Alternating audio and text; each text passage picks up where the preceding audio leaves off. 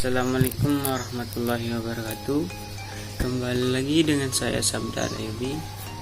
Baiklah, pada kesempatan kali ini saya akan menjelaskan sejarah tentang komputer, yang materi ini disajikan atau diberikan oleh Pak Mutamassikin MKom. Langsung saja. Pokok bahasan yaitu ada dua. Pertama, Shannon Information, dan yang kedua, sejarah ditemukannya komputer. Masuk ke definisi komputer. Komputer berasal dari bahasa Latin yaitu to compute, yang berarti menghitung. Dan definisi komputer terbagi menjadi beberapa bagian. Yang pertama, menerima input, penyimpanan, program, otomatis, mengolah data, informasi, dan alat elektronik. Baik, penggolongan komputer dibagi menjadi beberapa, yaitu pertama, data yang diolah, yang kedua, penggunaan, yang ketiga, ukuran.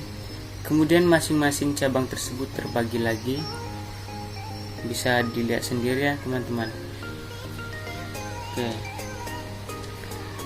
lanjut. Kemudian dari jenis komputer. Pertama, komputer analog digunakan untuk data yang bersifat kontinu dan bukan data berupa angka, melainkan dalam bentuk fisik. Contoh, arus listrik, temperatur, pengukur denyut jantung, dan speedometer.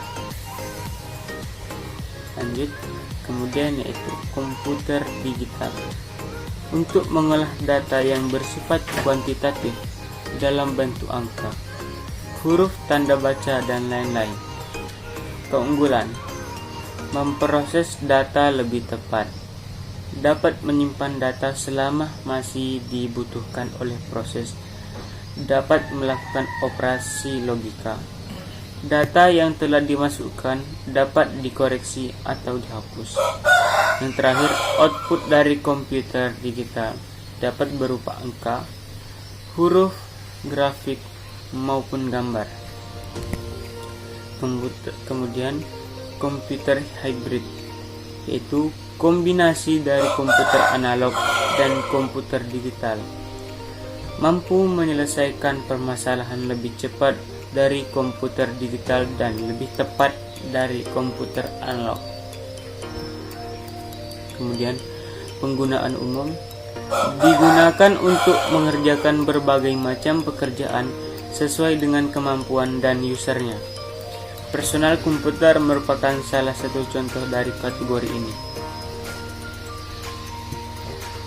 Penggunaan umum dari komputer yaitu contoh, komputer yang digunakan untuk kasir pada supermarket.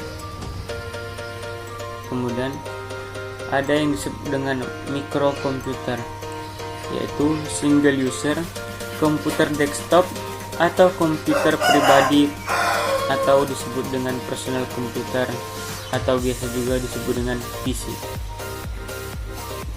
Kemudian ada yang disebut dengan mini komputer. Komputer ini umumnya digunakan untuk banyak pemakai atau multi user pada saat yang bersamaan, atau juga disebut time shared atau waktu yang bersamaan atau waktu berbagi. Kemudian ada juga yang disebut dengan mainframe. Ukurannya sangat besar, digunakan untuk menangani transaksi yang sangat besar dan banyak. Terdiri dari sejumlah virtual machines, bisa menggantikan sampai ratusan server. Contoh, sensus penduduk, pemilu, dan perdagangan saham. Kemudian ada juga yang disebut superkomputer dengan dibekali powerful aplikasi penelitian ilmiah, pemrosesan data besar seperti contoh sensus, statistik konsumen dan industri, enterprise, resource planning, dan riset ilmiah. Kemudian lanjut ke sejarah komputer.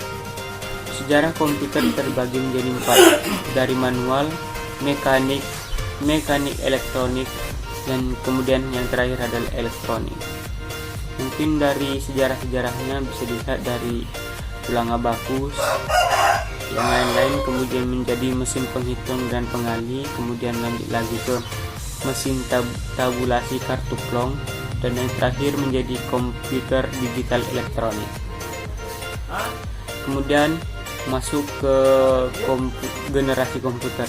Generasi komputer terbagi menjadi 6. Yang pertama, komputer generasi pertama dimulai dan ditemukan pada tahun 1946 sampai tahun 1959. Sirkuitnya menggunakan vakum tube. Kemudian ciri yang kedua, program dibuat dengan bahasa mesin. Yang ketiga, external memory menggunakan magnetic tape dan magnetic disk. Main memory yaitu magnetic core storage. Kemudian ukuran fisik komputer sangat besar dan cepat panas. Proses kurang cepat, kapasitas penyimpanan kecil. Memerlukan daya listrik yang besar. Orientasi pada aplikasi bisnis. Dan yang di bawah sebelah kiri merupakan contohnya, yaitu komputer ENIAC, komputer elektronik pertama di dunia yang mempunyai bobot seberat 30 ton, panjang 30 meter dan tinggi 2,4 meter dan membutuhkan daya 174 kW. Kemudian ada komputer generasi kedua yang dimulai pada tahun 1959 sampai 1964. Ada beberapa ciri-cirinya. Yang pertama, sirkuitnya berupa transistor, kemudian sudah ada sistem operasi, kemudian lahirnya bahasa pemrograman tingkat tinggi seperti COBOL, Fortran, dan ALGOL. Yang terakhir, berorientasi pada bisnis dan teknik. Ya, yang sebelah kanan bisa dilihat, yaitu komputer yang paling banyak digunakan pada generasi kedua ini adalah IBM 401 untuk aplikasi bisnis, dan IBM 1602 dan IBM 7094 untuk aplikasi teknik. Masuk ke komputer generasi ketiga yang dimulai pada tahun 1964 sampai tahun 1970. Ada 3 ciri-cirinya, yaitu menggunakan IC atau Integrated Circuit, kemudian lahirnya application software, dan yang terakhir multi-processing dan multi-programming. Yang sebelah kiri bisa dilihat contoh laptopnya. Pada tahun 1964 IBM S360 yaitu komputer generasi ketiga digunakan untuk aplikasi bisnis dan teknik. Dan yang kedua pada tahun 1969 yaitu komputer Nova, dikembangkan oleh Data General Corporation dengan komputer mini 16 bit pertama di dunia. Dan yang keempat yaitu komputer generasi keempat yang dimulai pada tahun 1970 sampai tahun 1990. Ciri-cirinya itu menggunakan Large Scale Integration atau LSI, kemudian mikroprosesor yaitu penggabungan seluruh komponen komputer seperti CPU, memori kendali atau I/O, dan diprogram sesuai dengan kebutuhan. Dan kemudian selanjutnya itu lahirnya PC atau personal komputer dan LAN. Yang keempat yaitu lahirnya MOS. Sebelah kiri itu bisa dilihat komputer generasi keempat. IBM 370, komputer generasi keempat yang pertama. Yang kedua, Cray-1, komputer super pertama. Yang ketiga, Apollo 2, personal komputer pertama. Keempat, komputer IBM PC yang pertama. Yang kelima ada Pentium, dan yang keenam ada prosesornya itu AMD K6 3D. Lanjut ke komputer generasi kelima, dimulai pada tahun 1990 sampai dengan sekarang. Ciri-cirinya itu menggunakan Very Large Scale Integration atau VLSI. Yang kedua yaitu adanya mikroprosesor dan semikonduktor. Yang ketiga, sudah tidak berorientasi pada kecepatan atau ukuran fisik, namun lebih menonjolkan performa artificial intelligence. Dikenal juga dengan sebutan generasi Pentium. Yang terakhir adalah komputer generasi ke-6 atau komputer generasi 2020 atau bisa juga disebut dengan komputer generasi masa depan. Ada beberapa ciri-cirinya. Yang pertama, biochip yang dibuat dari bahan protein sintetis. Robot yang dibuat dengan bahan ini kelak akan menjadi manusia tiruan. Yang kedua, teknologi yang sedang dalam tahap penelitian sekarang ini, yaitu mikrooptik serta input-output audio. Yang ketiga, komputer tanpa program atau programless computer.